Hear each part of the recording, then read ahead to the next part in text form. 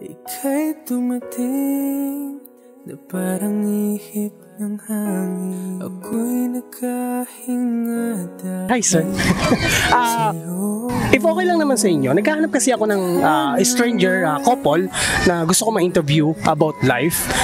Kung okay lang ba sa inyo na ma-interview ko kayo? Okay lang po. Hi sir, anong name mo? Bernie po. And you are mom? Angel po. Mag-ano po kayo? Mag-asawa. Sino po siya? Anak po namin, Ilang buwan na po? 6 months po. Sir, mahal mo ba si ma'am? Sobrang mahal. As in, mas mahal ko pa sa buhay ko. Ganun. Wow! Masaya ka ba sa kanya? So, sobrang saya po. Simula nung dumating din po yung anak ko. liwanag ang daan tungo sa'yo. Kontento ka na ba sa kanya? Kontento na po. Bigyan mo ako ng reason bakit kontento ka sa kanya. Kaya ako naging kontento sa kanya. Bukod dun sa mga nakaraan namin, meron kaming di pagkakaunawaan, ganun, away. Kaya habang tumatagal talaga, as in, isip-isip ko dahil sa mga kasalanan ko talagang, o nga, kontento talaga sa akin to. Mas mahal ko, iba yung ramdaman ko sa kanya kaysa sa iba. May pangyayari ba sa buhay mo kapag inisip mo malulungkot ka? Yung dun sa nagkamali nga po. Ano yung pagkakamali na yun? Bali, nag-cheat po ako sa kanya, nagloko ako sa kanya. Cheat ka sa kanya. So, nagkabalikan ba kayo? Yes po, neto lang din tong taon. So bago lang kayo nagkabalikan, naghiwalay kayo kailan? August, Naghiwalay kayo nung August. nagloko po ako sa kanya. Sir, anong na-realize mo? That time noon, parang naisip ko na, naisip ko rin po, masaya ako noon nung dumating yung tao, pero naisip-isip ko, mas masaya ako sa kanya. Bukod dun sa masaya, may dumating din po na hinihiling po namin yung kagaya niyan, nagkaanak po kami. Kaya naisip ko na mas komportable po ako sa kanila. So sir, nagsisi ka na sa kasalanan mo. Sobrang sising-sisi po. Nice one. Ma'am, matanong ko lang, ano yung naging feeling na naghiwalay kayo ni sir about sa third party? Masakit po, syempre. Kasi po, di ko na-expect na ganun mangyayari. Tinatanong ko po yung sarili ko kung may kulang po ba sa akin, ba't po nagawa yon. As in, yung parang binigay ko naman po lahat para maging best po sa kanya. So masakit to para sa'yo, syempre. Opo, bilang babae, masakit po talaga yun para sa akin. Pero sa pagkakataon na to is binigyan mo siya ng second chance. Opo, dahil mahal ko po siya, dahil meron din po kaming anak, may pinagsamahan din naman po kami, kaya po binigyan ko po siya ng second chance. Napakabait mo, ma'am. Sa mga katulad mo, salute kaming mga tao para sa mga ganyan mindset ng misis na kahit papano nagkamali is bibigyan ng pagkakataon na bigyan ng second chance pa si sir. Sir, sa pagkakataon na to, binigyan ka ng second chance ni ma'am. Sasayangin mo pa ba to? Hindi ko na po talaga sasayangin itong pagkakataon na to na naibibigay ko na yung pagkukulang ko.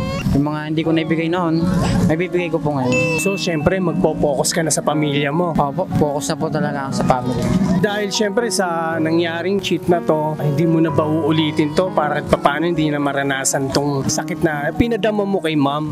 Hindi na po siguro. As in, hindi na po. So, bakit nandito kayo ngayon? Para makabawi po, bumili akong bulaklak para sa kanya.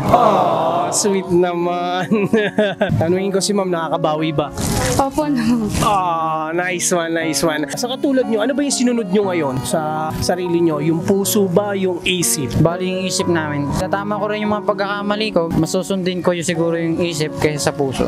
Nice one, nice one. Totoo yun, totoo. Sa tingin mo na ba, is siya na ba talaga yung forever mo? Siya na? Wala na eh. Hindi ka na maghanap ng bago, ha? Hindi na. Good, nice one. So dahil syempre binigyan ka na ni ma'am ng second chance at nagkabalikan at naging maayos na ulit ang pamilya nyo, sir, tingin ka sa kanya. Ano yung gusto mong sabihin sa kanyang message na kahit papano mapapatunayan mo na sa sarili mo na magbabago ka na? Sorry kung nagkamali ako. Siguro ngayong taon na to, aayusin ko yung pamilya nating nasira. Babawi ako sa lahat ng pagkukulang ko. I love you. So dahil narinig mo ma'am yung message ni sir, gusto niya talagang patunayan sa sarili niya na nagsisisi na siya, then makabawi siya sa'yo. Ano yung gusto mong i-message sa kanya para kahit paano is maging masaya na yung pamilya niyo at maging getting stronger na yung pagsasama niyo? Ang masasabi ko lang sa kanya, thank you kasi nakikita ko naman pong nagbabago siya. Sa napagpatuloy niya lang yon. Lagi lang naman kami nandito ng anak niya para pasayahin siya. Lahat ng stress tsaka problema, malalagpasan din namin yun. Basta magkasama lang po kami masaya, ganun. Mahal na mahal ko po siya.